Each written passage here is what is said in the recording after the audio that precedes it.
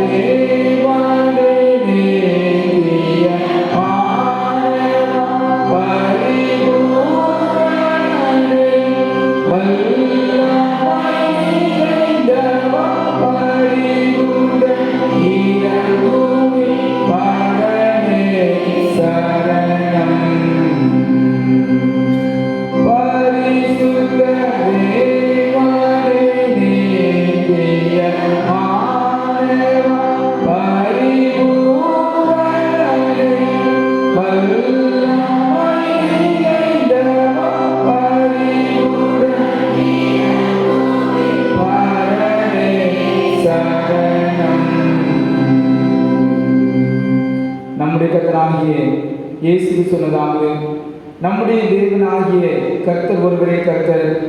உன் தேவனாகிய கர்த்தரிடத்தில் உன் முழு இதயத்தோடும் உன் முழு ஆத்மாவோடும் உன் முழு மனதோடும் உன் முழு பலத்தோடும் அன்பு கூறுவதற்கான கற்பனை. இது ஒப்பாக இருக்கிற இரண்டாம் கற்பனை என்னவென்றால், உனக்கு அன்பு கூறுவது போல் பிறனிடத்திலும் அன்பு கூர்வாயாக என்பதே. இவைகளில் பெரிய கற்பனை வேறு ஒன்றுமில்லை. இவ்விரண்டு கற்பனைகளிலும் நியாயப்பிரமாண முறையும் தீர்க்க தரிசனங்களும் அடைந்திருக்கிறது என்பதே.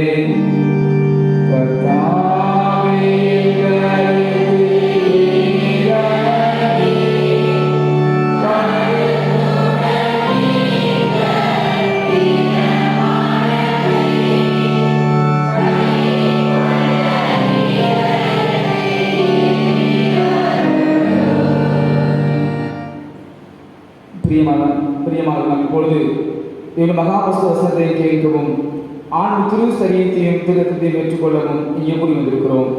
ஆகவே உத்தம மனஸ்தபத்தோடும் உண்மையான விசுவாசத்தோடும் ஆண்டவர்களை கிட்டு சேர்ந்திருக்காங்க. தேவனுடைய கிருபையை தேடி குணங்கால் படியிட்டு மௌனமாக நன்மை நாமே நாம் சோதித்து அறிவோமாக. ஜெபம் செய்வோம். நம்முடைய பாவமான ஆண்டவர் சமூகத்திலே மனத்தோடு அறிக்கை செய்வோம். நம்முடைய ஆண்டவர் நம்முடைய பாவங்களை மன்னிக்கிறதற்கு தயவுள்ளவனாக அவர் இறக்கமுள்ளவராக இருந்தபடினாலே நம்மை நாம் இந்த விலையிலே அந்த சமூகத்தை நம்ம சும்மா அர்ப்பணிப்போம்.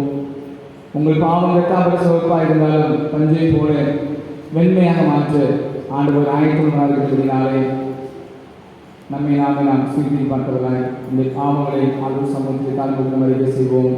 நாம் யாவரும் சேர்ந்து சொல்வோம். மனதிற்கத்தின் ஆண்டவரை முகமாகவும் சகோதரமாகவும் பாவம் சொல்வதை கிடைக்கிறோம். கிறிஸ்து நாமத்தை சொல்லி இயேசு கிறிஸ்து காட்டி நீதிபதியை நம்முடைய உள்ளானதை முழுவதும் அடிப்படையில் புது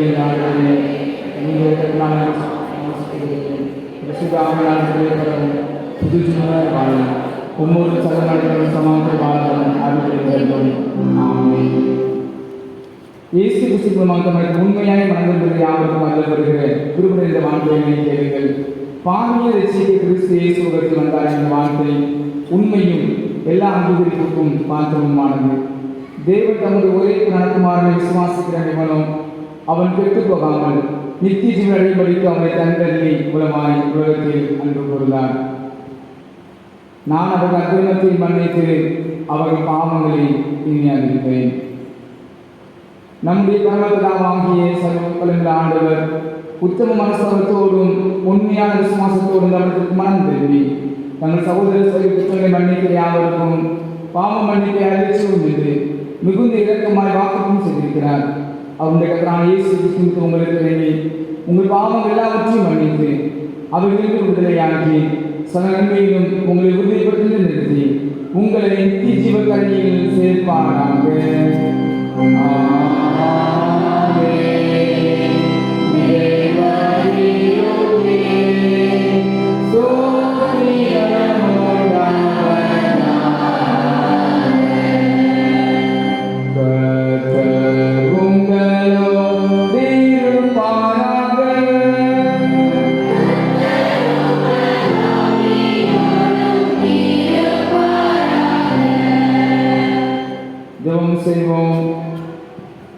படைத்தவைகள் ஒன்றையும் வெறுக்காதவரும் மனமருந்தும் மக்களின் பாவங்களை மன்னிக்கூறுமான எல்லாம் அல்ல எங்கள் அன்பின் பரலோகபிதாவே, நாங்கள் எங்கள் பாவங்களுக்காக திட்டிற்கு புலம்பவும் எங்கள் பயனற்ற தன்மையை அறிக்கையிட்டு சகல இடங்களில் பிதாவாகிய உங்களிடத்திலிருந்து வருகிற உள்ள பாவ விமோசனத்தையும் பாவ மன்னிப்பையும் பெற எங்களுக்குள்ள நுண்ணுண்ட புதிதான இதயத்தை உருவாக்கியது என்பது எங்கள் அன்பினான இயேசு கிறிஸ்து மூலமாக வேண்டிக் கொள்கிறோம்.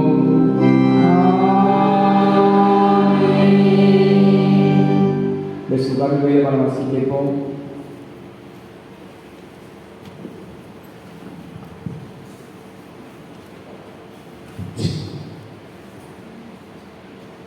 பழைய பாட்டு ஏற்படுத்தி வாசிக்க முடியாது தெரிந்து கொள்ளப்பட்ட புதிய பாட்டு பகுதி அப்போஸ்தலர் நடவடிக்கைகள் 15ஆம் அதிகாரம் 8ஆம் வசனம் முதல் 20ஆம் வசனம் வரை இதனுடைய வார்த்தை கேளுங்கள். அப்போஸ்தலருடைய நடவடிக்கைகள் 15ஆம் அதிகாரம் 8ஆம் வசனம் முதல். இருதயங்களை அறிந்திருக்கிற தேவன் நமக்கு பரிசுத்த ஆவியை தந்தருளினது போல அவர்களுக்கும் தந்தருளி அவர்களை குறித்து சாட்சி கொடுத்தார். விசுவாசத்தினாலே அவர்கள் இருதயங்களை அவர் சுத்தமாக்கி நமக்கும் அவர்களுக்கும் யாதொரு வித்தியாசமும் இராதபடி செய்தார். இப்படி இருக்க நம்முடைய பிதாக்களாலும் நம்மாலும் சுமக்கக்கூடாது நெருக்கடியை சீஷர் கழுத்தின் மேல் சுமத்துவதினால் நீங்கள் தேவனை சோதிப்பானே. கர்த்தராகிய இயேசு கிறிஸ்துவின் கிருபையினாலே அவர்கள் ரட்சிக்கப்படுகிறது எப்படியோ அப்படியே நாமும் ரட்சிக்கப்படுவோம் என்று நம்பி இருக்கிறோமே என்றார். அப்பொழுது கூடியிருந்த யாவரும் அமைந்திருந்து பர்னபாவும் பவுலும் தங்களை கொண்டு தேவன் புறஜாதிகளுக்குள்ளே செய்த அடையாளங்கள் அற்புதங்கள் யாவையும் விவரித்து சொல்ல கேட்டார்கள். அவர்கள் பேசி முடித்த பின்பு யாக்கோபு அவர்களை நோக்கி, சகோதரரே, எனக்கு செவி கொடுங்கள். தேவன் புறஜாதிகள் என்று தமது நாமத்திற்காக ஒரு ஜனத்தை தெரிந்து கொள்ளும்படி முதல் அவர்களுக்கு கடாட்சி தருளின விதத்தை சிமியோன் விவரித்து சொன்னாரே. அதற்கு தீர்க்கதரிசிகளுடைய வாக்கியங்கள் ஒத்திருக்கிறது. எப்படி எனில், மற்ற மனுஷரும் என்னுடைய நாமம் தரிக்கப்படும் சகல ஜாதிகளும் கர்த்தரை தேடுவதற்கு நான் இதற்கு பின்பு திரும்பி வந்து விழுந்து போன தாவீதின் கூடாரத்தை மறுபடியும் எடுப்பித்து அதிலே பழுதாய் போனவைகளை மறுபடியும் சீர்படுத்தி அதை செவ்வையாய் நிறுத்துவேன் என்று இவைகள் எல்லாவற்றையும் செய்கிற கர்த்தர் சொல்லுகிறார் என்று எழுதியிருக்கிறது. உலக தோற்றம் முதல் தேவனுக்கு நம்முடைய கிரியைகள் எல்லாம் தெரிந்திருக்கிறது. ஆதலால் புறஜாதிகளில் தேவனிடத்தில் திரும்புகிறவர்களை கலங்க பண்ணலாகாது என்றும் விக்கிரகங்களுக்கு படைத்த அசூசியானவர்களுக்கும் வேசித்தனத்திற்கும் நெருக்கொண்டு செல்வதற்கும் இரத்தத்திற்கும் விலகி இருக்கும்படி அவர்களுக்கு நாம் எழுத வேண்டும் என்றும் நான் தீர்மானித்திருக்கிறேன் என்பது இது ஆண்டவரின் திருவார்த்தை.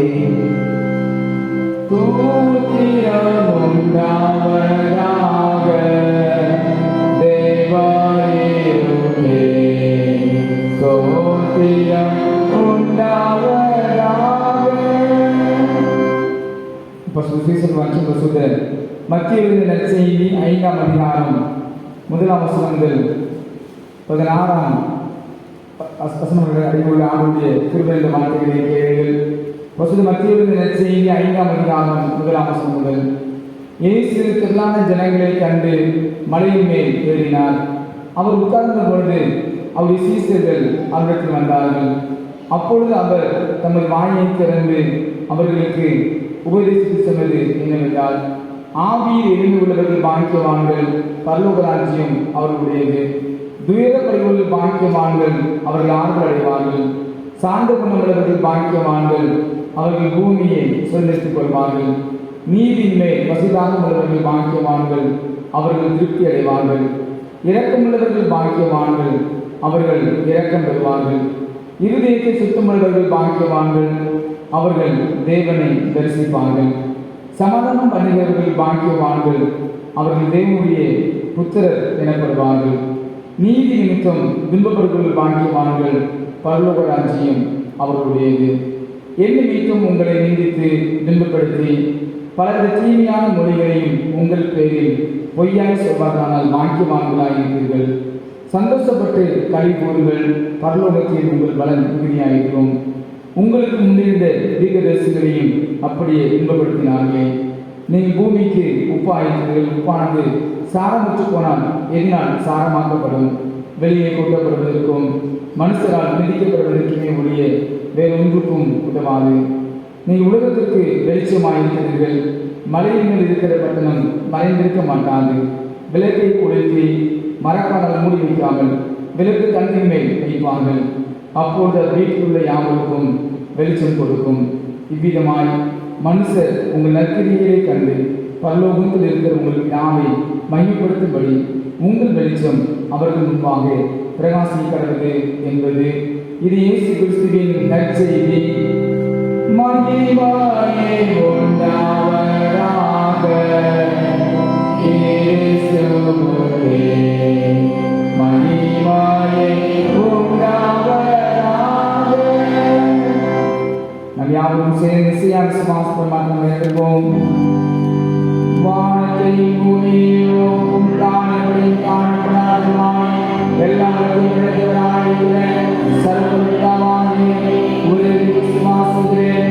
ஒரே கர்த்தருமாய் ஒரே கடவுளுமாய் இருக்கிற இயேசு விசுவாசிக்கிறேன். அவர் சர்வவல்லவரான முன்னே பிதாவினால் ஜீவனவர், தேவதூதனானவர், ஜோதியானவர், தெய்வீகமானவர்,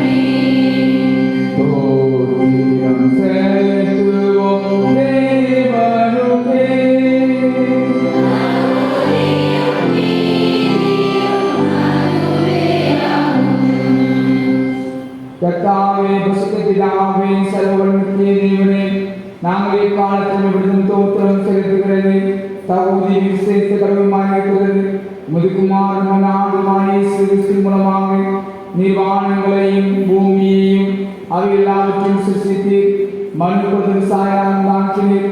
நாங்கள் பாவத்தில் விழுந்த பொழுது புது சிருஷ்டியின் முதல் பதார்த்தங்களை மீட்டுக் கொண்டீர்.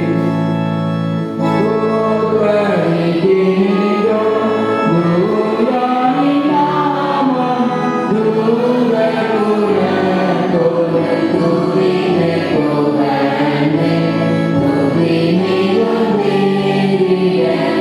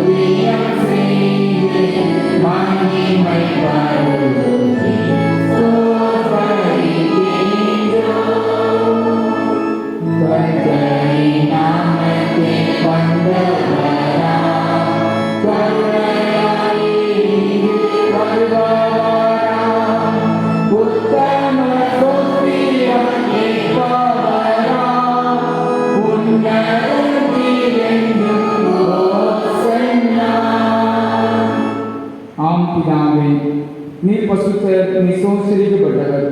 தேவனின் மனதில் உருக்கமாய் அன்பு கூர்ந்து உமது ஒரே கணக்குமாரான இயேசு கிறிஸ்து எங்கள் தன்மையை தரித்துக் கொள்ளவும் சிலுவையில் மறித்து எங்களை மீட்டுக் கொள்ளவும் அவரை தந்தறிந்ததே. அவர் சிலுவையில் ஒரே நேரம் தம்மை நாமே ஏக பலியாக ஒப்புக் கொடுத்து சர்வலோகத்தின் பாவங்களையும் நிவர்த்தி செய்வதற்கு நிறைவும் பூர்ணமும் பொதுவான பலியும் காணிக்கையும் பரிகாரத்தை செலுத்துமல்லாமல் தமது அருமையான மரணத்தை நினைவு ஞாபகம் நினைத்து தாம் திரும்ப வருமளவும் நாங்கள் அனுசரித்து வரும்படி தமது சுவிசேஷத்தில் கட்டளையினாலே அவர் தாம் காட்டி அப்பத்தை எடுத்து சோசிரம் பண்ணி அதை பெற்று சீசர்கள் கொடுத்து வாங்கி புசியுங்கள், இது உங்களுக்காக கொடுக்கிற சைலம் நினைவு செய்ய வேண்டாம். அப்படியே போஜன பின்பு பாத்திரத்தையும் எடுத்து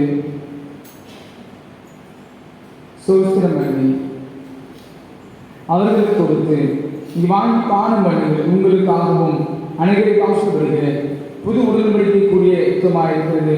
இதை பானம் பண்ணும் பொழுதுதான் நினைவு செய்ய என்று திருக்குறளும் பற்றினார்.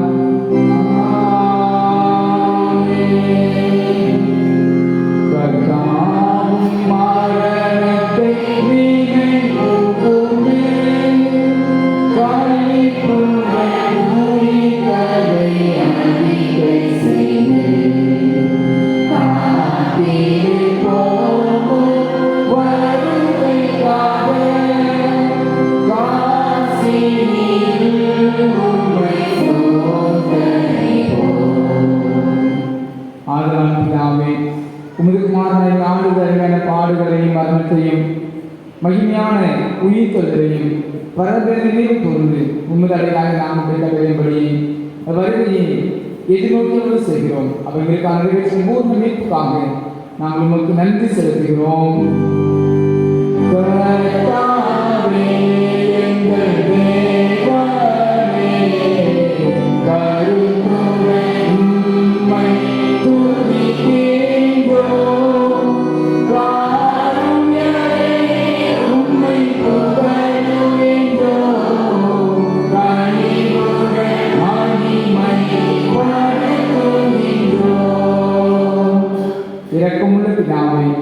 நாங்கள் பிடிக்கிற அப்பம் ஆண்டவராகிய இயேசு கிறிஸ்துவுடைய சரீரத்தின் ஐக்கியமாயும் நாங்கள் ஆசீர்வதிக்கிற பாத்திரம் ஆண்டவராகிய இயேசு கிறிஸ்துவுடைய இரத்தத்தின் ஐக்கியமாக இருக்கும்படி எங்களையும் நேர்த்திருந்த அப்பத்தையும் திராட்சரசத்தையும் உமது வசுதாமியினால் புஷ்பப்படுத்த வேண்டும் என்று மிகுந்த தாழ்மையோடு பிரார்த்திக்கிறோம். நாங்கள் எல்லாரும் எங்கள் ஆண்டவராகிய இயேசு கிறிஸ்துவில் கூட்டி இணைக்கப்பட்டவர்களாகி விசுவாசத்தில் ஒருமைப்படவும் தலையாகி அவருக்குள் எல்லாவற்றையும் வளரும் கிருபை செய்யும். அவரோடு சுதாமியோடும் ஐக்கியமாய் இருக்கிற சர்வ வல்லமையாகிய உமக்கு அவர் மூலமாய் சகல கனமும் மகிமையும் என்றைக்கு உண்டாவதாக.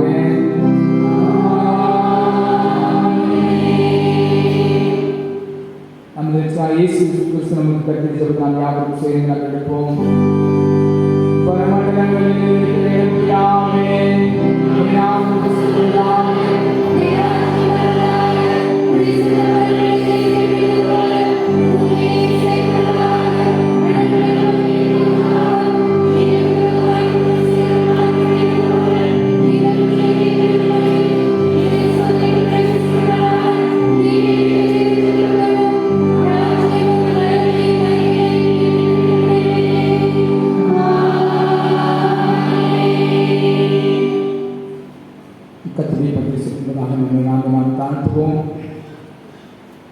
காணப்படுகின்ற ஆண்டவர் பிரியில்லாத காரை நாங்கள் சமர்ப்பணம் செய்வோம்.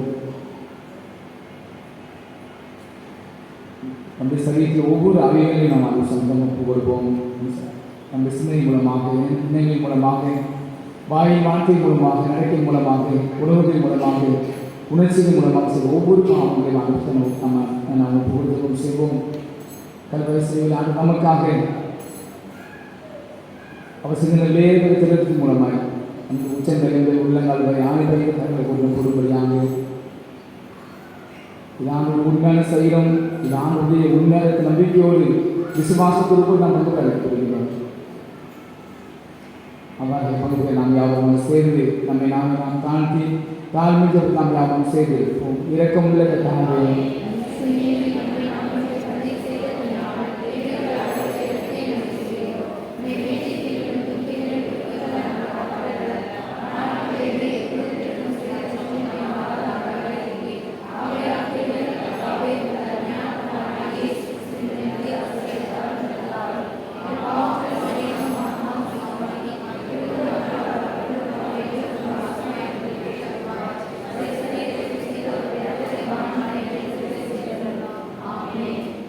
நாம் பிடிக்கிற அப்பம் ஆண்டவராக இயேசு கிறிஸ்துவின் ஐக்கியமாக இருக்கிறதல்லவா. ஜெகதீபா